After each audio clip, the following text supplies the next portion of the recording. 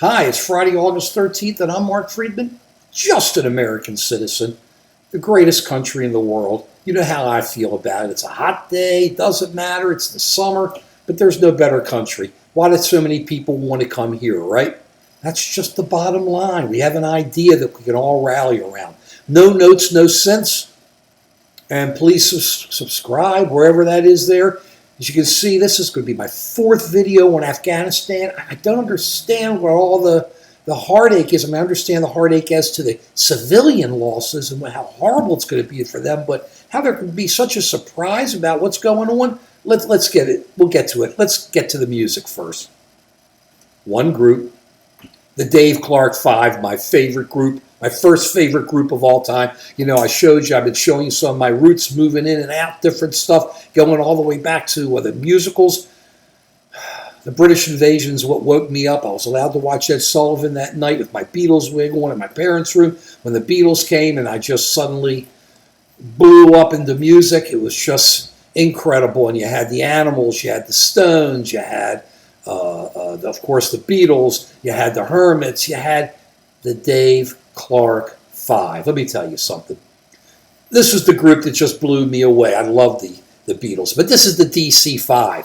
Dave Clark on drums, Mike Smith lead singer playing, standing up playing the keyboards, Dennis Payton on the sax, Rick Huxley on bass, Lenny Davison on guitar. These guys just came at you. I mean, they dressed perfectly and they were just always nice and gentlemen, the boys, as they called them in some 16 magazine article. But man, this music rocked. It was just loud. It just came at you. This is back when albums were written not as books, but as songs for other songs to be written around. The big song, the big hit, and it goes around. And these were mostly all, I think these were all mono. So all of these sounds of the guitar, the sax, the bass, the keyboards, the drums all came through one speaker, through one channel. Wow. And it just blew me away. And this music is incredible. When you go in, this is your digital stream. This is when you can go and listen to, where is it? The greatest hits and more greatest hits and their first album. And it's The Weekend in London and Having a Wild Weekend.